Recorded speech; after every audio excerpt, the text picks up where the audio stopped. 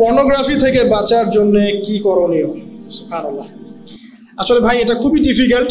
এখন অনলাইনের যুগে আপনি না চাইলেও চোখের সামনে চলে আসে, আর যৌন সুরসুরির যুগ চলছে, এটা সবখানে যৌন সুরসুরি। আমি যে নসিহতটুকু করতে চাই সেটা হলো, প্রথমত ভালো কাজে ব্যস্ত থাকতে হবে।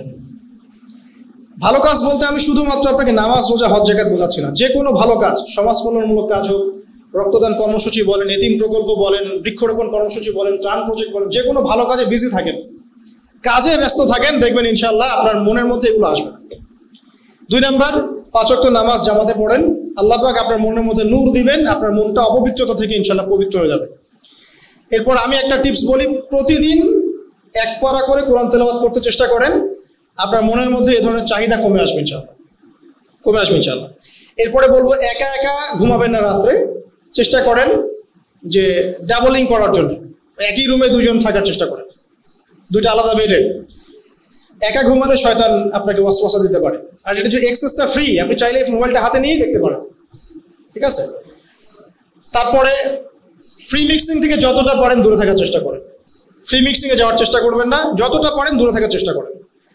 আমি জানি এটা ডিফিকাল্ট, এবং আমি যা বলছি এটা বলাটা সহজ, করাটা ডিফিকাল্ট, আমি জানিই বলছি এটা। ফ্রি মিক্সিং এমনভাবে ছড়িয়ে পড়েছে যে চাইলেও আপনি এখন এখান থেকে বের হতে পারছেন না। তো সামর্থ্য যদি হয়ে যায়, আয় রোজগারের কোনো পথ থাকে, দ্রুত বিয়ে করার চেষ্টা করেন। বিয়েটা আপনার লজ্জাস্থানকে হেফাজত করবে, চোখের নজর হেফাজত করবে ইনশাআল্লাহ। তবে বহু বিবাহিত মানুষ আছেন যারা এই পর্নোগ্রাফিতে আসক্ত আছে, বিকজ তারা আগেই আসক্ত হয়ে পড়েছে। আর এই আসক্তি থেকে গেলে বৈবাহিক জীবনে গিয়েও আপনি সুখী হতে পারবেন না। আপনার কাছে আপনার স্ত্রীকে সুন্দর মনে হবে না। আপনি আপনার স্ত্রীর সাথে যৌন সম্পর্ক করার পরেও আপনার কাছে মনে হবে আপনি স্যাটিসফাইড না, মনে হবে ওইটা মনে হয় বেশি সুন্দর, ওইটা মনে হয় বেশি সুন্দর।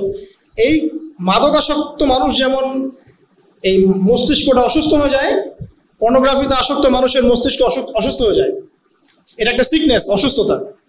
আদতে আসলে কিছুই না, বাস্তবতায় আসলে কিছুই না, জিনিসটা একটা চোখের ক্ষুধার, কিচ্ছু না। বাস্তবতায় ওরা যেগুলো দেখায়, বাংলাদেশে এমন কেউ নাই যেটা একবারও দেখেনি, এমন মানুষ নাই, হয়তো পাওয়া যাবে না। এটা সম্পূর্ণ একটা মুভি শুটিং এর মতো, একটা টেলিফিল্ম, একটা সিনেমা, একটা গান যেভাবে রেকর্ড করা হয়, এটাও রেকর্ড করা হয়, এগুলো রেকর্ড করা হয়। এখানে ওরা এগুলো এনজয় করে না। এক একটা দেখা যায়, এক একটা মুভি রেকর্ড করতে ওদের 5 দিন, 7 দিন, 10 দিন শুটিং করতে হয়েছে। এটা সেক্সুয়াল কিছুই না, জাস্ট আপনাকে পশ্চিমা সংস্কৃতির ধাঁচে নিয়ে আসা এবং ভিতরের ইমানগুলোকে নষ্ট করে দিয়ে, ইমানের তেজ জজবাগুলো নষ্ট করে ফেলা, মনটাকে মেরে ফেলা, এটা ওদের উদ্দেশ্য। আর মুসলিম যুবকদের হৃদয় যদি ওরা মেরে ফেলতে পারে, তাহলে এরা আর আল্লাহর পথে দাঁড়াতে পারবে না। আর যুবকরা ছাড়া আর কে আছে ওদের পথের প্রতিবন্ধকতায়? তো এগুলো সবগুলো বোগাস, মানে মিথ্যা, এটা কিন্তু সত্য না জিনিসটা। এই কথাগুলো কিন্তু যারা এইসব জগৎ থেকে ফিরে এসেছেন এমন অনেকেই বলেছেন যেগুলো মিথ্যা। একটা বই মনে হয় আছে, মুক্ত বাতাসের খোঁজে, মেবি বইটার নাম হচ্ছে মুক্ত বাতাসের খোঁজে। এই বইয়ের মধ্যে আপনি পর্নোগ্রাফি সম্পর্কে ডিটেলস জানতে পারবেন। এই বইটা পড়েন, আর যে কথাগুলো বললাম, ইবাদত বাড়িয়ে দেন, কোরআন তেলাওয়াত বাড়িয়ে দেন, জিকির বাড়িয়ে দেন, সামর্থ্য হলে বিয়ে করে ফেলেন, এবং আল্লাহ আপনাকে যা দিয়েছেন আপনার স্ত্রীকে নিয়ে আপনি সন্তুষ্ট থাকেন। ইনশাআল্লাহ দেখবেন আল্লাহ পাক আস্তে আস্তে আপনাদেরকে এখান থেকে বের করে আনবেন ইনশাআল্লাহ। আর এত কথা বলার পরেও এটা অপূর্ণ থেকে যাবে যদি উপরের পর্যায় থেকে এটাকে বন্ধ না করা হয়।